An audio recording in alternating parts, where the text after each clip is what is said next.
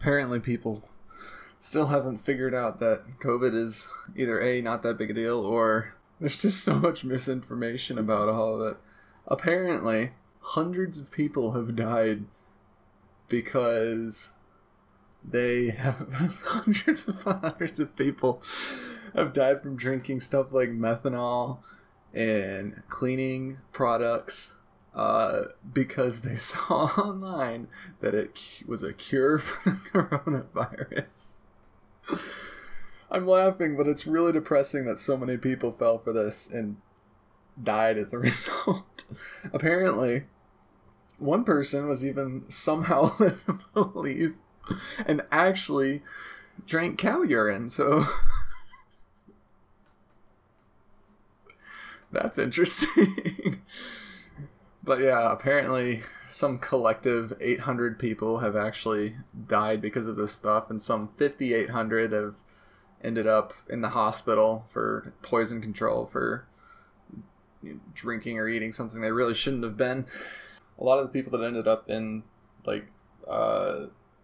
toxin control units just were in there because they ate too much good things. It's like if you eat too much broccoli, it's not good for you.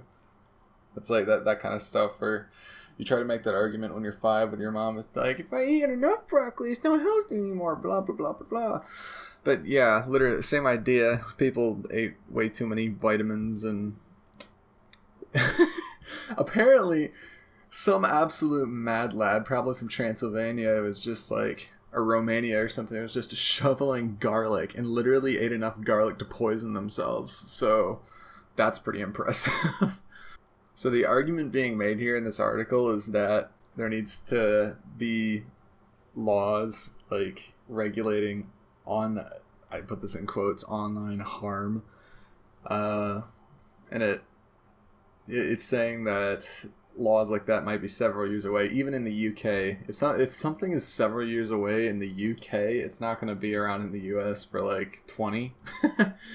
So I don't think this is a current issue, but at some point we're going to have to tackle whether or not free speech online is free speech. Honestly, I think that if you're using a platform like Twitter or Facebook, they have every right to censor you because they're a private company. It's like going into a Target and then shouting your opinion in a Target. If the Target wants you to stop shouting your opinion and leave, they can legally make you do that. And honestly, Facebook, Google, YouTube, all those places, that's sort of how they work. They're just like buildings that you go into in the real world, and you can shout your opinion, but if they want you to stop, they can make you. And that's just the way, legally speaking, I believe everything functions right now.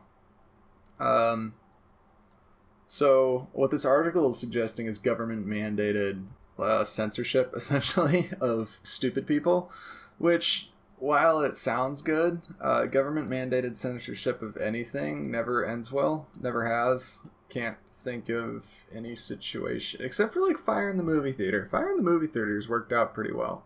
Yeah, I don't know. Usually it's better for society to take care of that stuff. Nobody says the N-word for good reasons, but that didn't used to be the case. It was a societal change over time, and now anybody who's saying it is, that's what cancel culture's for.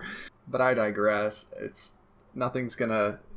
best to let society manage itself and leave the government out of such things, even if people are getting actively hurt by this sort of thing.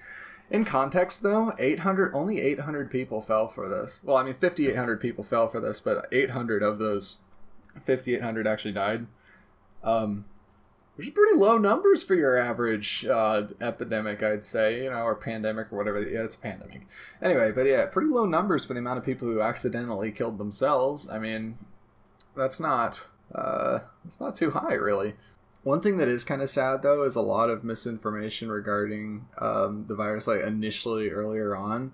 Apparently, some stuff led to a bunch of actual assaults and arson and crime and stuff like that. Initially, I won't lie, when the COVID was first taking off, I was sort of worried that people were gonna start looting.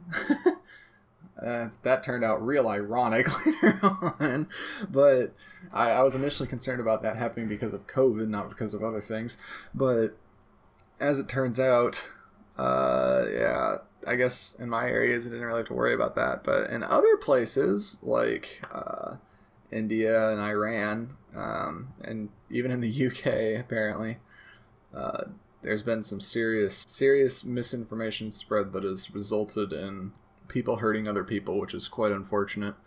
Apparently, the way this article reads, it says, I'm quoting it right now. I said, telecommunications engineers have been threatened and attacked, and phone masts have been set alight in the UK and other countries because of conspiracy theories that have been incubated and amplified online. So apparently they believe the whole 5G causes coronavirus thing, and they believe that in the UK too, so that's interesting.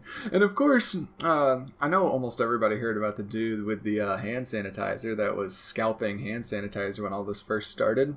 But apparently, some people have gone even farther. Now they're selling badges that claim to ward off the virus. Yes, they're going to get rid of the coronavirus for you if you wear their badge. And then apparently there's another thing. It's the Mineral Miracle Supplement. Prevents COVID in all 50 states. Which is actually just diluted bleach. So some of the stuff that prevents COVID is literally stuff that could potentially kill you. I guess at the end of this article it just mentions how anti-vaxxers are going to take advantage of the fact that a COVID vaccine is going to exist, and they're going to be like, vaccine bad. And yeah. Apparently, 28% of Americans believe that Bill Gates wants to use vaccines to implant microchips in people. Now, I don't know where this poll was taken. I'm thinking it must have been rural Utah, but that number seems a little higher than the kind of people I've met.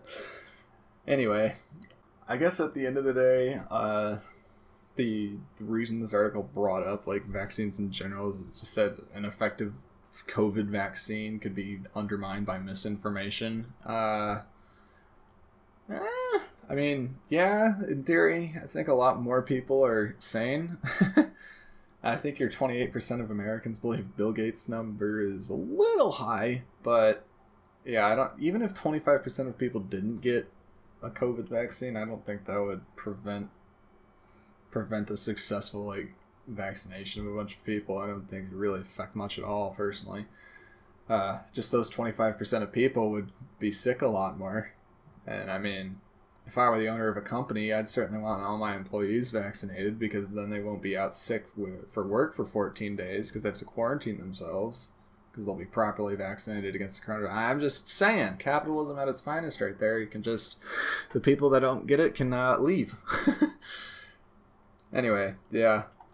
Weird article, interesting article. I can't believe someone drank cow urine. That's boggles my mind.